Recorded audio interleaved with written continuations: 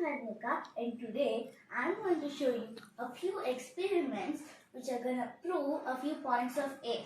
So the first point is that air occupies space. So now to prove that we are going to need a glass, some cotton and a bowl full of water. So we mostly say that an empty plate, an empty bowl or an empty glass. But do you think it's really empty? No, it's not. Everything that we call empty is actually filled with air. So now to prove that, we're going to do this experiment.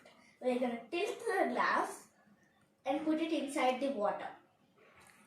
Nothing is filling in the glass. Why do you ask? Because the air inside the glass is not letting the water fill in the glass. See, the cotton is not wet. Now, I'll again put it inside, but this time I'll tilt it a little bit. Now, as you can see, the water is filled in the glass, and through those bubbles, the air has escaped. And as you can see, even the cotton is wet. Now, we're going to prove another point of air. For that, we need to go to experiment 2. Let's go.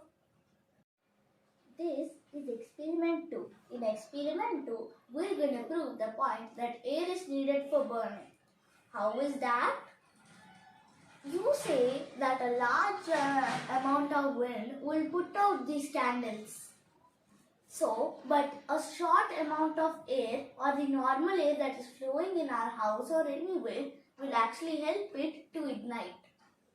To prove that experiment, we need 2 candles, matches if you have a lighter and you're comfortable with that, or a lighter and a glass. So now we're gonna have these 2 candles.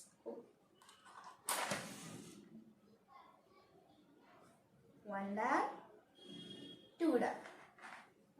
So now they are burning. I'm going to place this glass on top of this. Wait for some time and see what happens.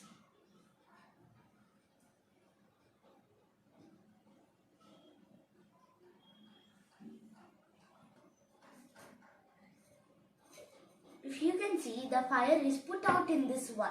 But after we placed the glass, it was still burning for some time. Why is that?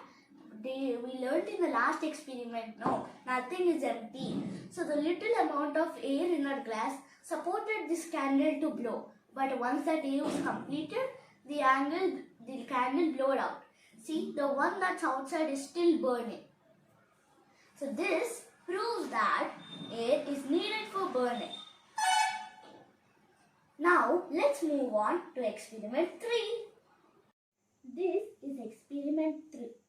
For experiment 3, we need a cardboard sheet, a glass and some water. So, the point that we're going to prove is air has pressure. So, now let's start the experiment. I'm going to fill this glass fully with water till the top, or else you know what will happen? The water will spill all over your room.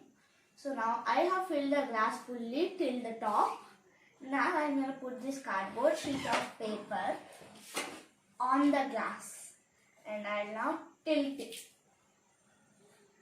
And now I will remove my hand. See? So now let's tilt the glass back over.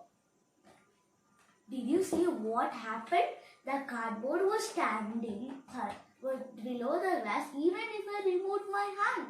How is that so? Because of the pressure. The air under the cardboard is pushing that cardboard up. So now, let's move on to experiment 4. Let's go. This is experiment 4, in which we are going to prove the point that air has weight. For that, we need 2 inflated balloons, a scale or a stick, whatever you're comfortable with, and some thread. So the first piece of thread, we're going to tie it around in between the scale like so that we can hold it balanced. And for the other one, we have to tie the rope in the two ends of the scale and the other end of the rope to the balloons. And we need a safety pin. So you can see that the two balloons have air and are balancing equally. But now I'm going to pop one balloon, and what will happen? You only see.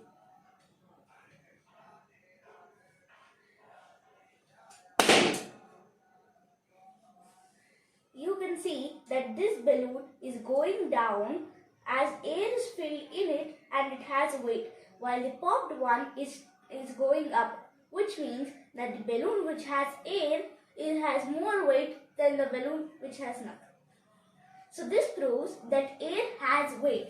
And these are all the experiments. Thank you.